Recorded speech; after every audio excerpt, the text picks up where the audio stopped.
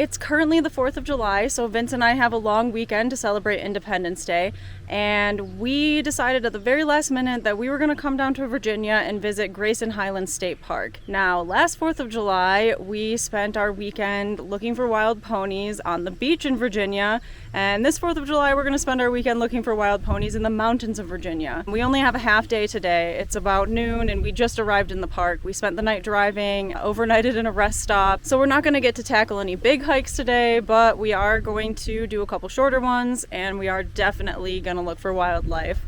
We made a quick stop into the park's visitor center to get some trail information. Then we headed out on the rhododendron trail. This is the only place within Grayson Highlands where you can find wild ponies because the rest of the park has fences to keep them out. As we hiked the short trail, we looked for any signs that the ponies might be nearby. We're finding a lot of pony scat around here, but so far no sign of them. I guess the scat is one sign of them. We're gonna hike up to that ridge and get a better vantage point from up there. Up at the top of the ridge, we found an incredible view, but the vantage point didn't reveal any hidden wildlife. So far, no luck with the wildlife, but we are going to come back through here tomorrow, so we've got 2 more chances to pass through this area. It was the middle of the day and quite hot out. The ponies were probably hiding in the shade somewhere, and we decided to follow suit with our next choice of trail. Looking for ponies today was definitely a bust. We went up to where they should be. They definitely weren't there. So we just talked to a park ranger and he said to come back tomorrow morning because it's sunny and hot right now and they're probably bedded down near water, just waiting out the hot part of the day. So now we're doing the Cabin Creek Trail instead, which should lead to a 25-foot waterfall. We walked through a magical tunnel of rhododendrons. Some of them were even in bloom.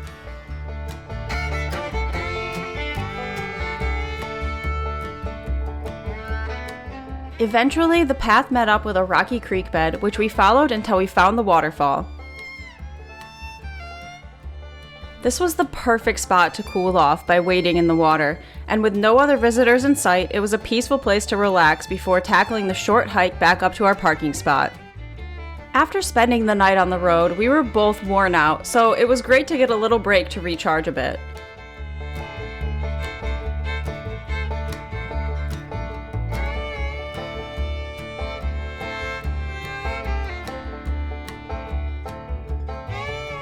After the hike, we drove around the park for a bit, stopping at a scenic overlook with a sprawling mountain view.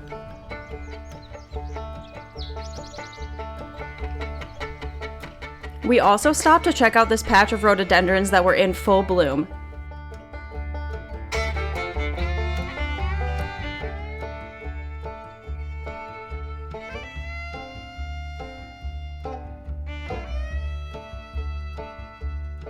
Then we drove into town to check into our hotel, freshen up, and get some dinner before the evening's 4th of July festivities. So we're staying at a hotel in Independence, Virginia, which is very fitting because it is the 4th of July. Right from outside of our hotel, there's this hilltop where we're supposed to get a really good view of tonight's fireworks show. So we came out here to watch the fireworks. We watched the sun go down behind the mountains as a handful of locals set off their own fireworks while waiting for the show to start.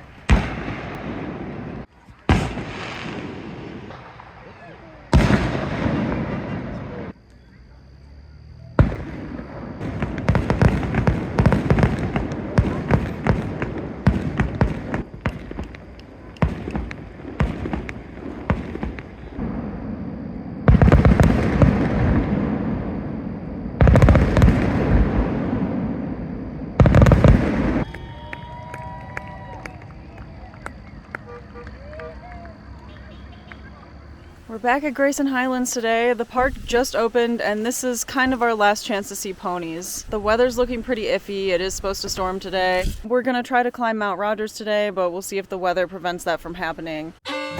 We started hiking up the rhododendron trail, retracing the previous afternoon's steps. But now that it was morning, our pony luck had improved. Oh my god, we found them! There was a large herd of ponies enjoying a relaxing morning in the breezy weather.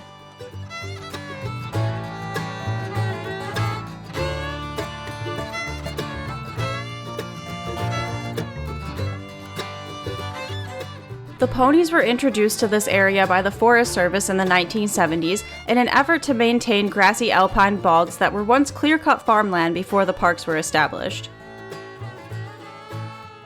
Grayson Highlands is right next to Mount Rogers National Recreation Area, and there are about 10 to 15 herds of ponies living and grazing on the state and national land along the Appalachian Trail. The herds are managed by the Wilburn Ridge Pony Association, who round them up each year and auction off young stallions to keep the pony population in check.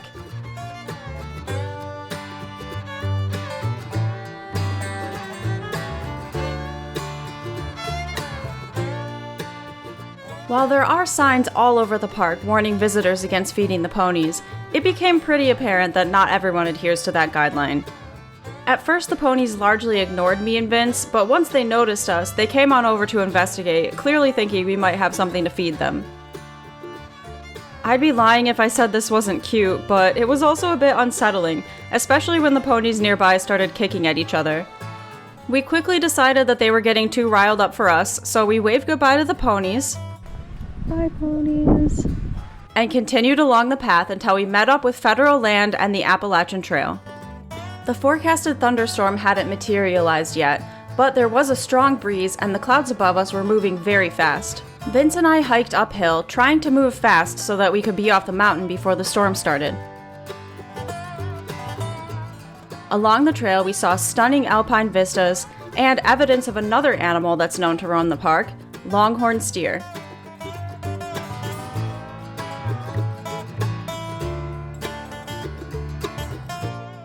We followed the Appalachian Trail over boulders and through a cave, and after about a mile we encountered a beautiful meadow full of more ponies and a handful of longhorns.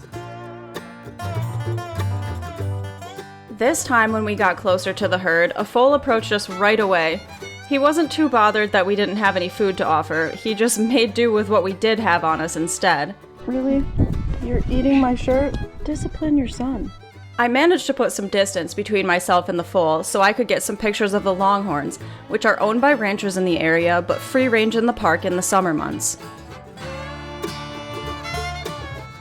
But Vince wasn't so successful. The foal followed him wherever he went.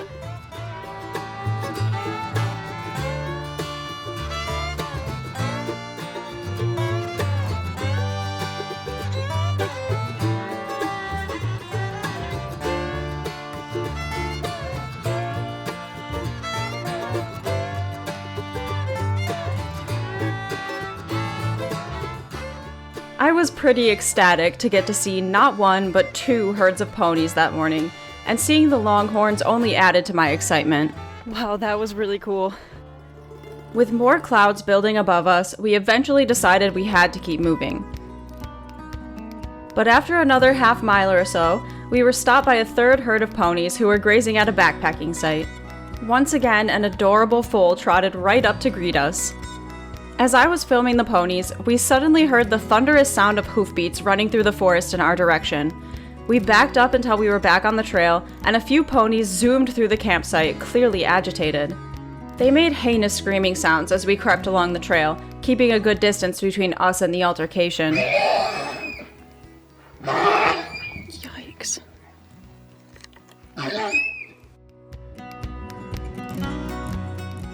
Back on the trail, we were getting ever closer to the summit of Mount Rogers. If this storm actually materializes, at least we'll have somewhere to take shelter. Just under the summit, the landscape turned into a deep, beautiful forest. This is what the alpine grasslands we'd passed through would have looked like before they were cleared by farmers.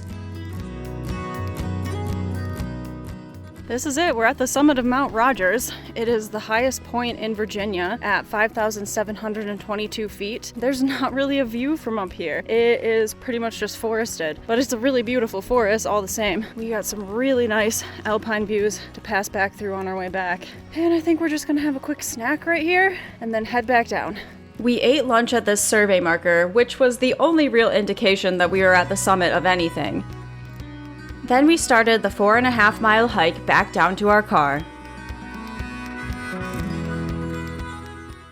Alright, we left the summit and we are headed back down the mountain. So far this thunderstorm hasn't materialized, it just keeps getting pushed further and further back in the day, and it's actually gotten quite hot and sunny. All of the animals that were out in the meadows before are now bedded down in the trees. We keep on seeing huge steers and ponies right alongside the trail, but they're just hiding in the shade of the trees now. The steers were a lot closer to us now, and they seemed much bigger than they had when we saw them from a distance earlier.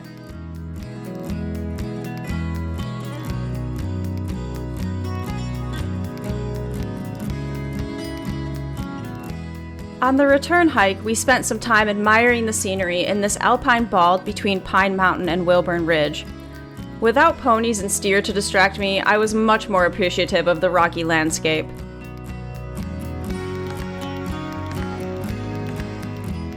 Upon reaching Grayson Highlands, we saw one last straggling pony. Alright, we're almost back to the car. Coming down the mountain was a lot faster than going up, especially because the ponies weren't really out. That's what kind of slowed us down on the way up, was looking at ponies and steer. We did see one last pony right at the end here, but for the most part, they're all hiding from the sun right now. And we've heard a bit of thunder now that we're closer to the end. So really, this day turned out more perfect than I was expecting. We totally missed the thunderstorm, and we saw as many ponies as you could possibly want to see. As luck would have it, the thunderstorm finally hit while we were driving back to Independence, so we spent a lazy evening indoors resting up for the next day. Okay, this morning we came to Stone Mountain State Park in North Carolina. We are gonna do some rock climbing here. It's been a while since we've been outdoor climbing, so I'm pretty excited, but also maybe a little apprehensive about it. Right now we are just packing up all our gear and we're gonna get out there. A short hike to the base of Stone Mountain led us through a damp forest where we found an eastern box turtle.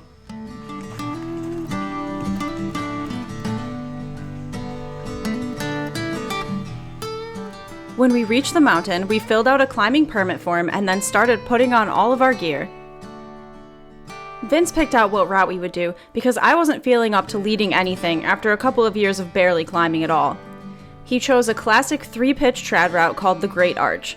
We had to climb an extra pitch just to get to the base of the route we were going for, so we scurried up this route called the Entrance Crack to a large ledge. This is the next route. We got 3 more pitches to go.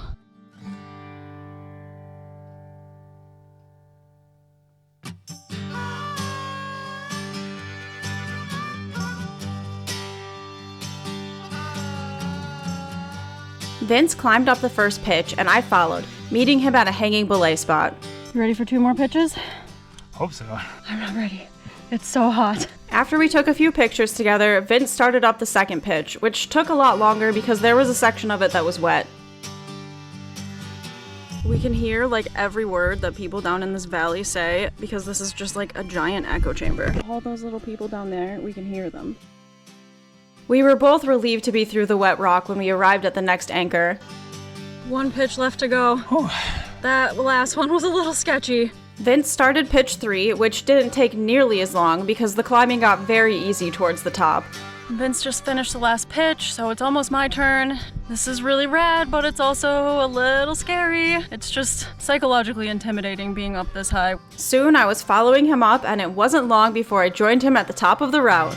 Oh, we did it. We did it! Well, almost. We still gotta go up that. The view from the summit of Stone Mountain was unbelievable. Now we're actually at the top. Woohoo! I am so ready to get out of these climbing shoes, I'll tell you what. There's also a hiking trail that goes all the way to the summit, so we packed up all of our gear into our backpacks and hiked down, thoroughly enjoying the scenery along the way. Waves of granite rippled under our feet, looking almost like liquid that had been frozen in time.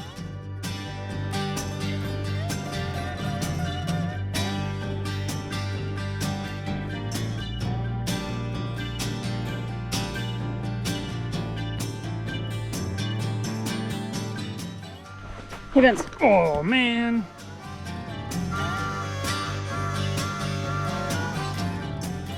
We ate wild berries on the way downhill and eventually arrived back at the car where we had a quick lunch.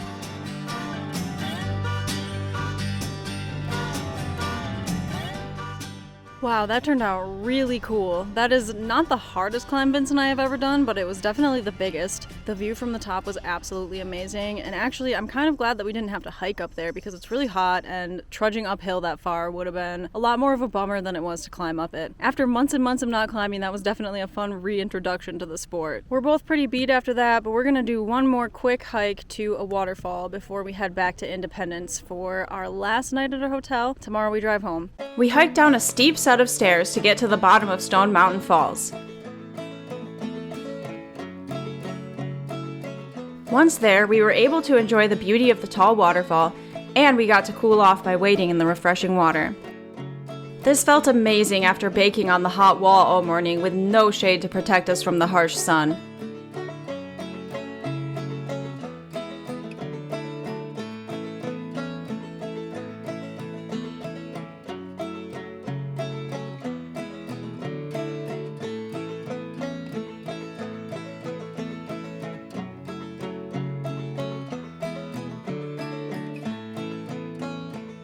We splashed around in the pool under the falls for a while before deciding to hike back uphill and leave the park. The next morning, we would embark on the long drive back to Michigan, but we were both so glad that we got to spend the weekend in 3 amazing parks.